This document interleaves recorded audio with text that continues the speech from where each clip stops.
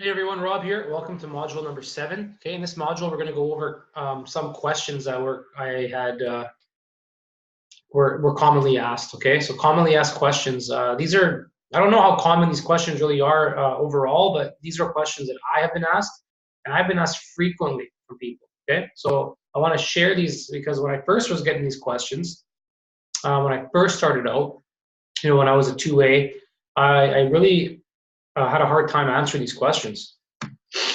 Okay, so the first question we're going to look at is, can I become too alkaline drinking Kangen water? Okay, I got this question a lot and I still do.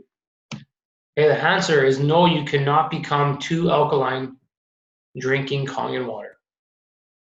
Okay, a lot of people even get told this by doctors, naturopaths, okay, other people that they may know that have opinions about trying the water. People have come back to me and said, "Oh, well, so and so has told me that by drinking alkaline water, I can become too alkaline." Okay, but there's a big difference between Kangen water and alkaline water, and a lot of people don't understand what electrolyzed reduced water even is. They don't even know that it exists, yet they have an opinion on it. Okay, so no, you cannot become too alkaline drinking Kangen water. Okay, and I'm going to give you the explanation. That way you can have it. Okay, Kangen water has a high pH of around 9.5, but it has a very low alkalinity. Okay, so high pH, low alkalinity. Okay, there's a big difference between the two. And when you're describing pH, okay, don't use the term alkalinity, use the term alkaline, okay, because there's a difference. Alkalinity is a substance's ability to dissolve acids, okay? So Kangen water has a low alkalinity, so it's not very good at dissolving, okay, or diluting things that have a high acidity, okay? It's not good at doing that. This is because Kangen water is alkaline due to the already present amount of alkaline minerals in the tap water, okay? So we're not adding anything to the water. We're not increasing the concentration of alkaline minerals in the water, okay? That would bring the alkalinity up. But that's not what we're doing. We're using the already present alkaline minerals, okay? And the water is more alkaline mostly due to the fact that we've produced a lot of hydroxide in the water as the electrolysis process. There simply is not a sufficient amount of minerals in the Kangen water to dissolve substances with a high acidity. An example of this would be that it takes 32 ounces of Kangen water to neutralize 1 ounce of soft drink. Okay, if Kangen water had a higher alkalinity, it would be able to neutralize that soda a lot easier. Okay, for this reason, Kangen would stand no chance against stomach acid. Hydrochloric acid, okay, that's what our stomach acid is. But as a recommendation, it's best not to drink anything when eating a large meal. The best time to drink Kangen water is in the morning, before a meal, okay, and after a meal. So it's not a good idea to drink Kangen water when you're eating because it's alkaline. It has a very low alkalinity. It's not a good idea to drink soda when you're eating either. That's very acidic. It's not a good idea to affect the hydrochloric acid at all in any way. It's good though. It's perfect the way that it is, and we want it to be as untouched as possible when we're digesting our food, because that's what its job is. So if we introduce any liquids while we're eating, okay, it's going to affect the hydrochloric acid's ability to break down, dense foods. Okay, the fact that Kangen water has a low alkalinity is a very beneficial property. You can drink it without ever having to worry about the accumulation of too many alkaline minerals being stored in your tissues or arteries. This is not the same for alkaline waters that are made chemically versus electrolytically. Okay, so if someone thinks is on the alkaline water hype and they're drinking filtered water and they just add a bunch of inorganic minerals to their water and stir it in, and they're drinking high amounts of this water, that could lead to issues if your body cannot pee out the alkaline minerals that are the excess alkaline minerals faster than you're putting them in, you'll be storing those minerals in your tissues, okay, in your blood, and that similar to how we store acid minerals, okay, or acidic waste accumulation, except these would be alkaline minerals. So chemically made alkaline waters, depending on the source, if you're making them at home, they can be potentially harmful. This has nothing to do with Kangen water, okay? Because Kangen water is produced via electrolysis, its pH is that its pH is that high for a completely different reason.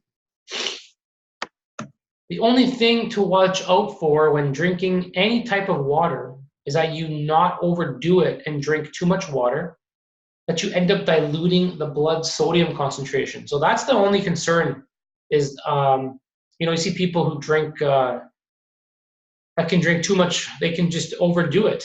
Or there are people that have gotten sick from water drinking contests, okay? If you dilute the sodium concentration in your blood, okay, it can cause major health issues. So I always recommend to people that when they're starting to drink Kangen water, I say for most people, drink about 2.5 liters to 3 liters a day, okay? Why 2.5 liters? Because most people, just through respiration, so exhaling, perspiration, okay, sweating, and urinating, you're gonna lose about 2 liters of water anyways throughout the day. So you want to consume at least 2 to 3 liters, okay? Another thing I've seen a lot of is 50% of your body weight in ounces. So a 200-pound man should drink 100 ounces of water a day, which is not very difficult at all. I usually drink about 32 ounces first thing in the morning before I even start my day. And then I drink another 32 at work. Okay, I drink another 32 before dinner, and then I drink another 32 before I go to bed. So it's very, very easy to drink Kangen water. It goes down smooth, not very difficult. But at least 2 to 3 liters a day is good, if not more. Oh. Okay. Second question that I've gotten, is alkaline water as good as Kangen water? Should I spend the money on an ionizer if I can buy alkaline water in bottles? Okay, this question comes up a lot. People send me pictures of they're at the store and they see, Aqua Hydrate, and there's all these different water bottles that are promoting pH, and they're like, look what I found. So, okay, very common question I get. But my answer, alkaline water is not as beneficial as Kangen water. You should spend the money on a quality Kangen device because it is not the same thing as alkaline water at all. And in the long run, it is actually less expensive. Okay, that's my answer, and here's my explanation. Alkaline water made with filtered or purified water that has had sodium bicarbonate added and/or other alkaline substances or minerals do not give the water a negative oxidation reduction potential, especially when it is bottled, okay? So these alkaline waters, which we show in demos, these alkaline waters are still oxidizing. So you consume these waters with a higher pH, but they still need to be reduced. So how is this water getting reduced? By the body. Okay, so is alkaline water that's positive ORP and put in plastics, or alkaline water with a negative ORP? Okay, there's not even a comparison. Another thing is there is also no H2 in the water in these alkaline waters. Okay, and H2 is the antioxidant. So these alkaline waters don't have the antioxidant property. Okay. Without the negative ORP, the alkaline waters are still oxidizing, okay? So if something is oxidizing at the end of the day, I don't care what its pH is, when it enters the body, it's going to end up being reduced somehow.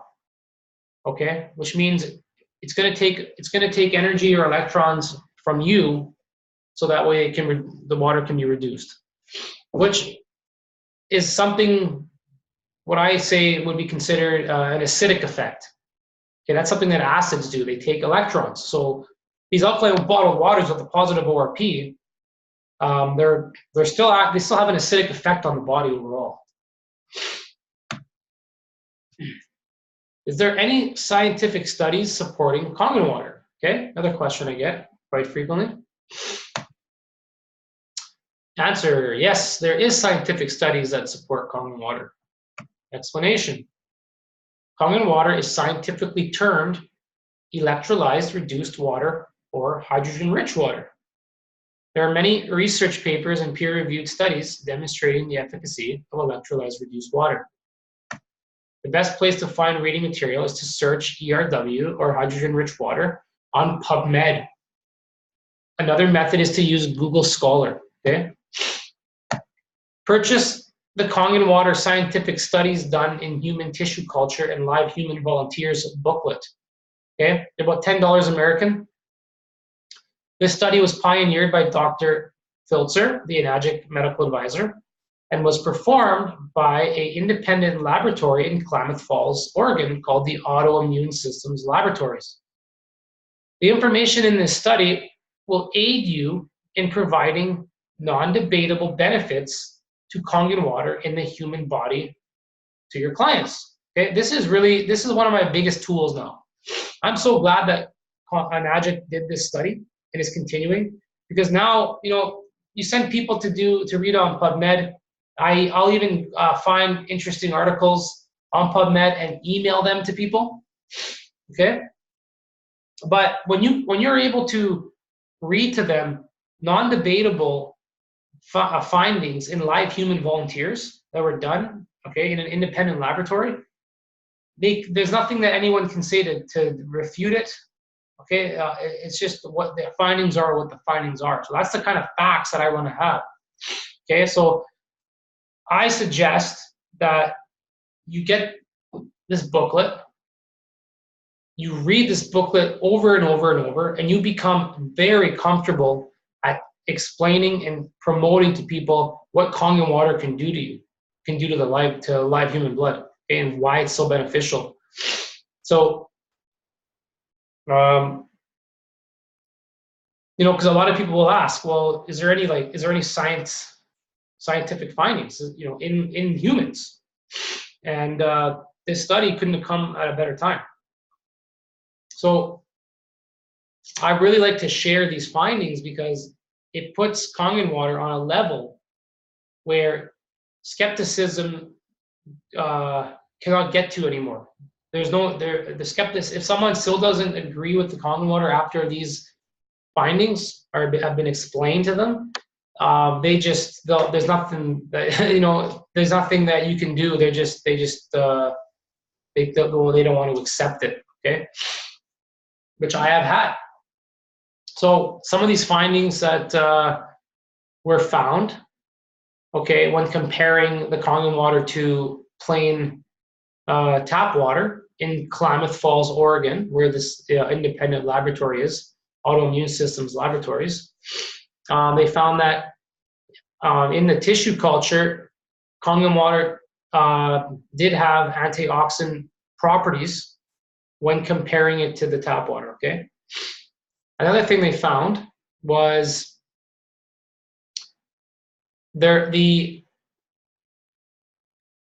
mitochondria of the cell, okay, so the engines of the cell, okay, were producing more energy, or we can call it ATP. So ATP is what the mitochondria produce, and a simple way to explain it is that is the currency. That is the body's currency for energy. Okay, that's how the body spends energy. It uses this molecule produced called ATP. Okay, so what they found was when people drink Kangen water, the mitochondria are producing more ATP. It's upregulating the ATP production.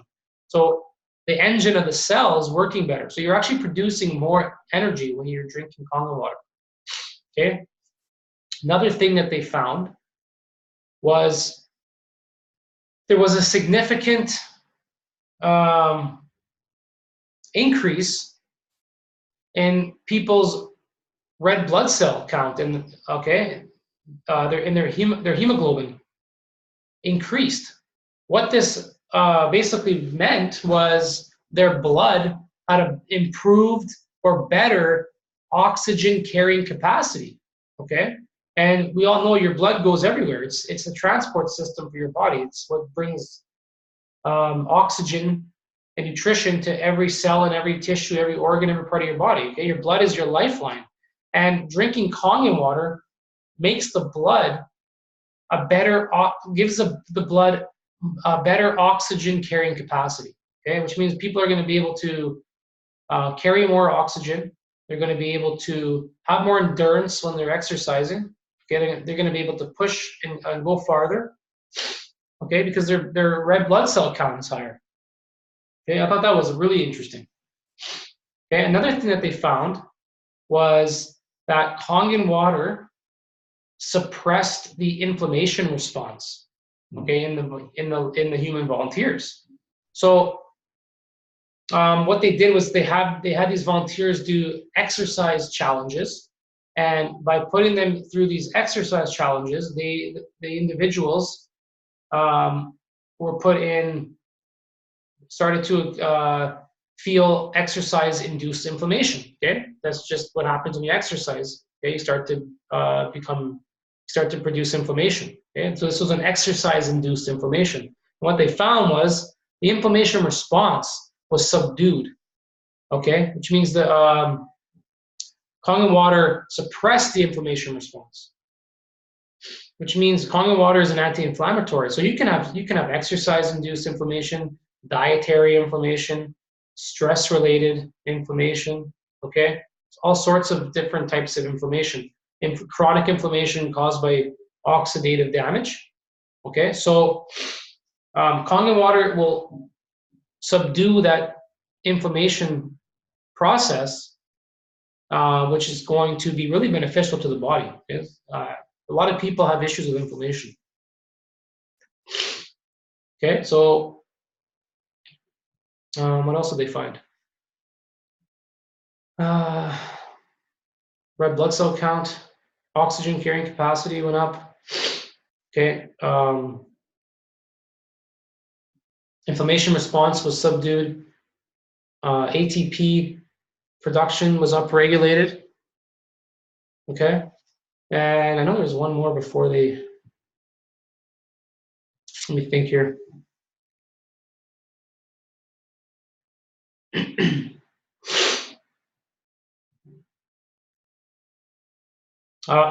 The first one. It was the antioxidant properties of Kangen water were measurable. Okay, so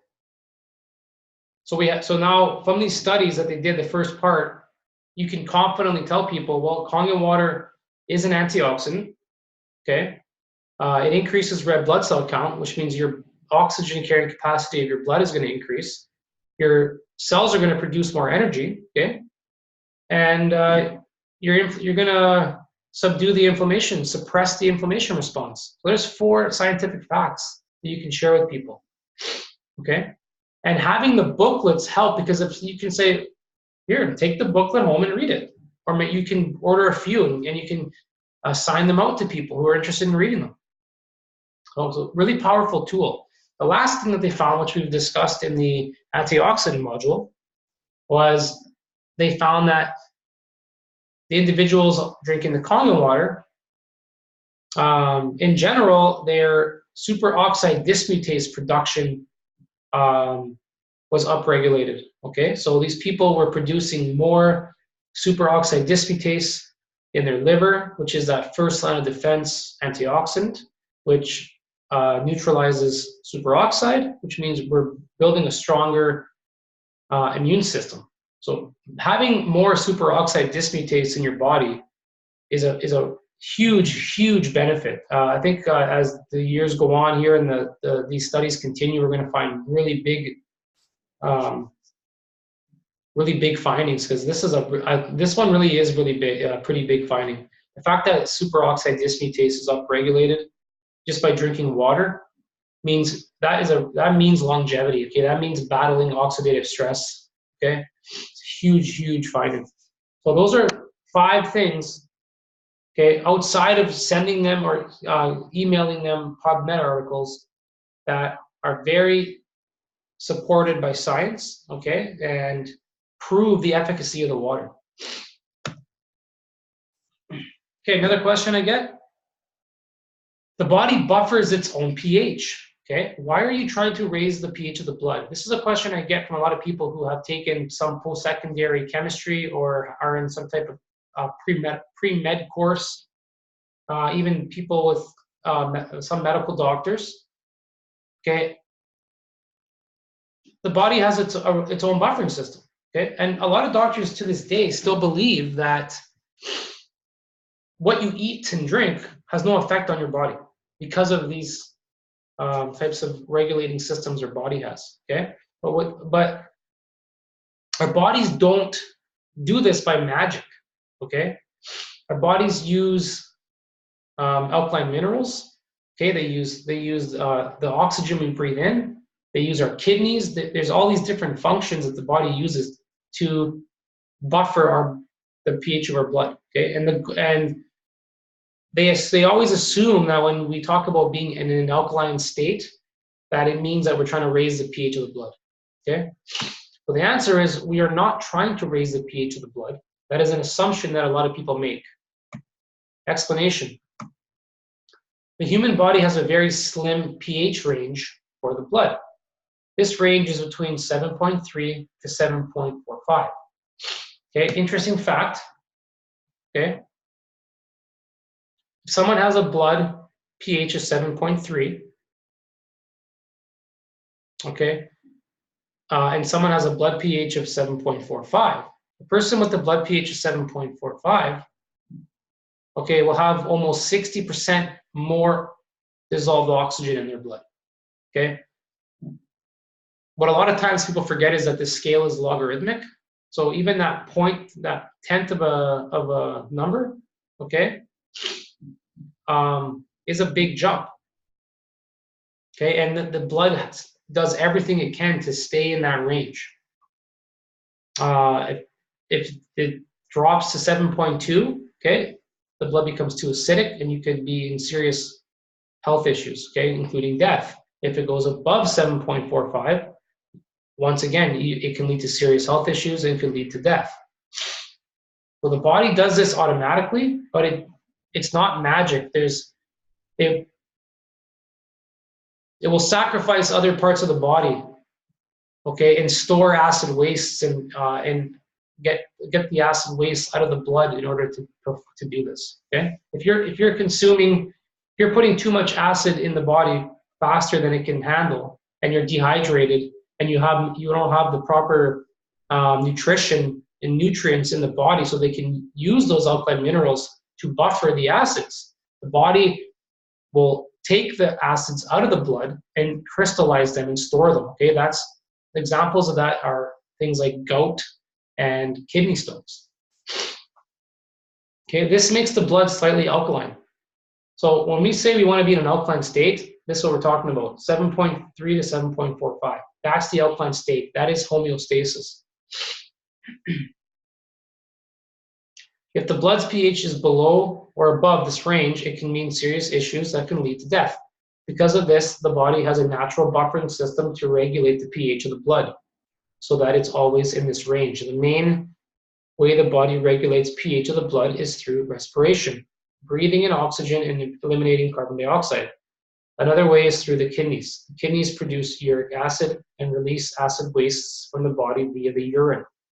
Our body also uses alkaline minerals that we have in our body from our food. If we are mineral deficient, the body will use the minerals like calcium from tissues and bones to buffer the blood pH as a last resort. So drinking Kangen water does not require the body to buffer it, and the water has been shown to improve the blood's oxygen carrying capacity.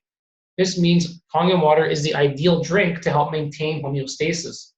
When the body is in homeostasis, it means the blood's pH is around 7.4. This means there's sufficient oxygen getting to the cells in all parts of the body and acid wastes are being properly disposed of. Okay? So we're not trying to raise the pH of the body.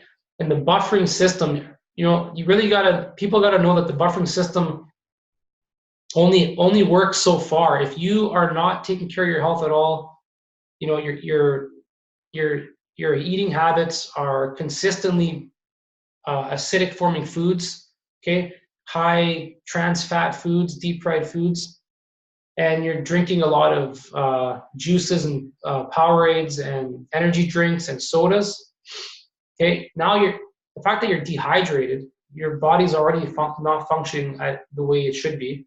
Okay, now you have to get rid of these acids. Okay, you have to remove them from the blood. You got to buffer them. Okay, and when you don't have the nutrition, when you don't have the minerals in the body to buffer the acid, okay, your body will store these acids. Okay, and acid accumulation, okay, causes oxidation, causes oxidative stress. Okay, causes aging, premature aging. Okay, another question I get, will Kangen water affect my stomach acid or make my stomach too alkaline? Okay, I've had people tell me, oh, our stomachs are so acidic that when you put the water in the stomach, it's going to be neutralized anyways. And I have other people tell me, I'm not drinking that, I'm going to dilute my stomach acid. Because a lot of people believe that our stomachs are a pool of acid. Like on a Pepto-Bismol commercial, you see that there's at the bottom of the stomach, there's just this pool of hydrochloric acid that's always there. That's just not the case. Okay, so answer, Kangen water or any beverages should not be drunk when digesting food. Kangen water cannot make the stomach too alkaline. Okay? Explanation. Stomach acid will easily neutralize the pH of Kangen water. It will take over 50 times the amount of Kangen water to buffer stomach acid. But as a general health tip, when digesting your food, it's best not to drink anything at all so that the hydrochloric acid your body produces is not diluted in any way. The stomach does not hold stomach acid all the time. This would be very harmful to the body.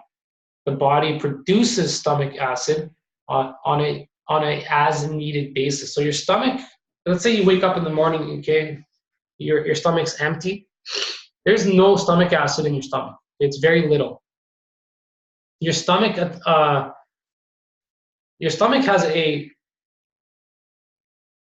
basically an ecosystem of microflora. Say some good, some bad, depending on what you're eating and what you're feeding.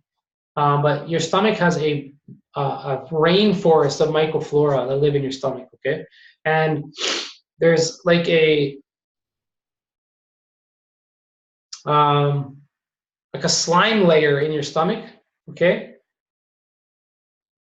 And below that is the microflora, okay? So it's not just a big pool of super dangerous acid in the bottom of your stomach, okay? It would burn a hole in your stomach if that was the case. So you produce stomach acid when you need it. So certain things trigger the production of hydrochloric acid in the body. Okay. Certain foods will trigger the production of stomach acid a lot more effectively. One example of this is beef. So high dense protein animal products, okay, trigger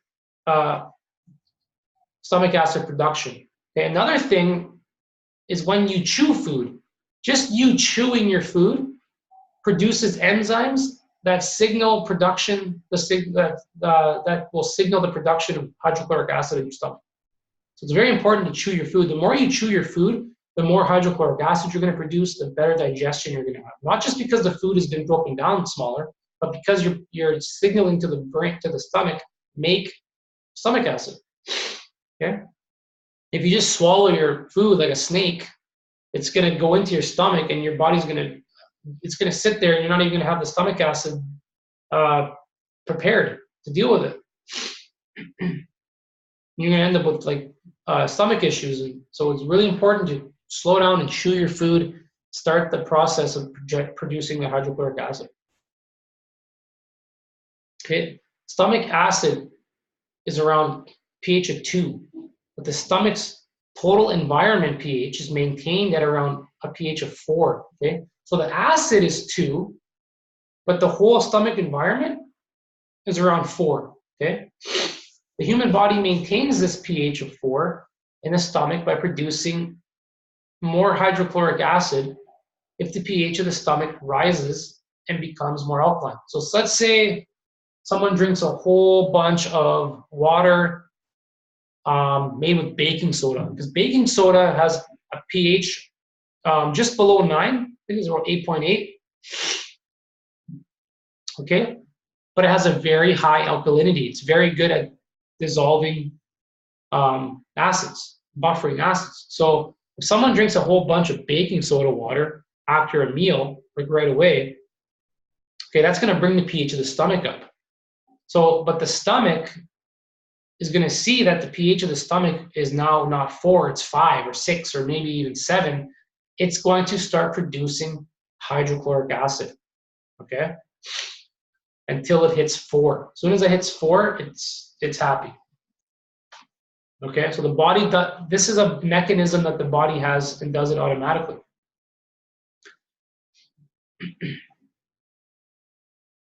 Okay, the human body works like an ionizer. Whenever an acid is produced in the human body, an alkaline bicarbonate is also produced at the same time. So when you produce stomach acid, you can never produce an acid without making a base. Okay, they always are produced at the same time and they always equal 14. Okay, so when you produce stomach acid, and if let's say it's a pH of 2, okay, you're going to be producing a very high pH bicarbonate, okay, that's going to be a pH of 12, that's going to go into the bloodstream at the same time. Okay, it's just the body never makes one without the other. Okay, so if you make your stomach more alkaline, and it sees that the pH is above 4, now it's going to make more hydrochloric acid. It's going to be making more bicarbonate at the same time. So in effect, you do have a net gain of alkalinity in the body.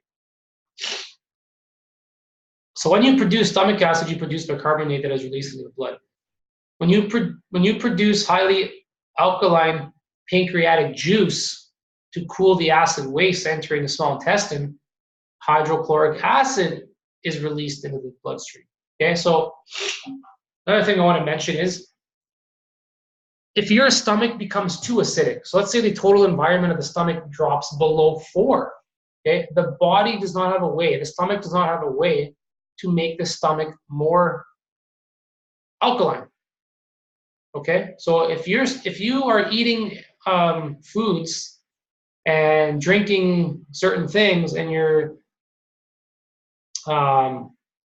they're very acid forming foods and whatnot, and you drop that pH below 4, okay, the body will not be able to increase the pH naturally. It only knows how to bring the pH back down.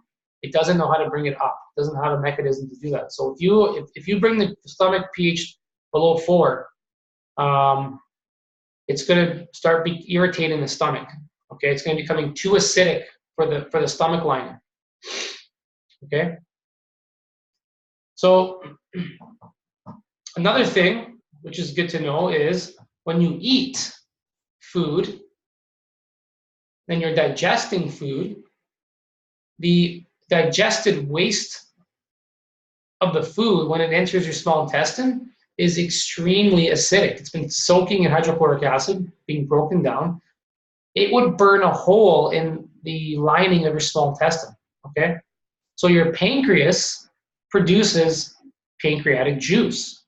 Pancreatic juice, its purpose is to go and coat the acid waste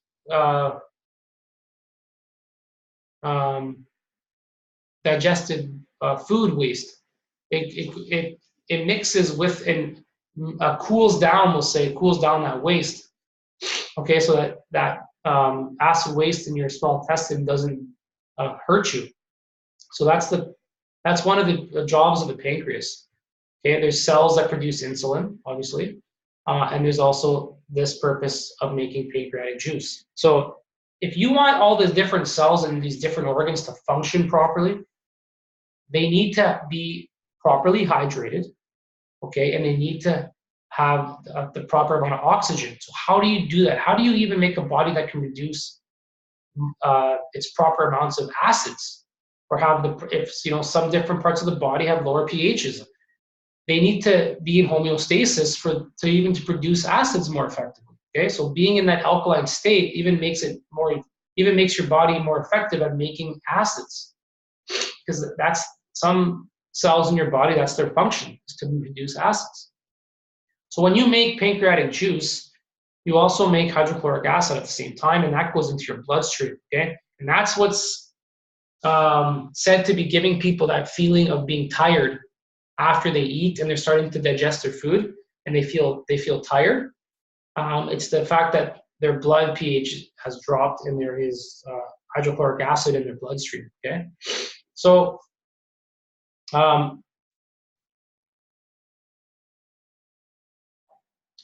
the body makes acids and alkalis at the same time. Okay, the body can make the stomach more acidic by producing more stomach acid if the stomach environment the pH were to be raised.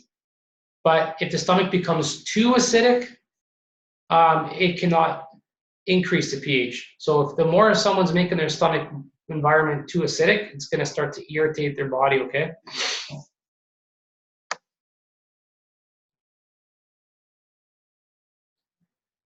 So Kangen water is not going to make your stomach too alkaline. Okay, never going to happen. Okay, so that's it for the questions. These are a lot of questions, like I said, that I got frequently asked, and at first I didn't know how to answer them. So I kept reading, kept doing my research, and I hope these answers help.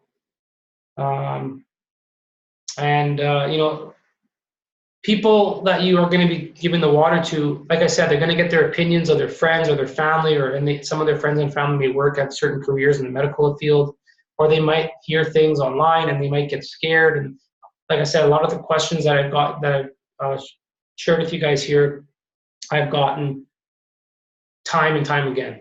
Okay, so that's it for Module 7, and I'll see you guys on the next one.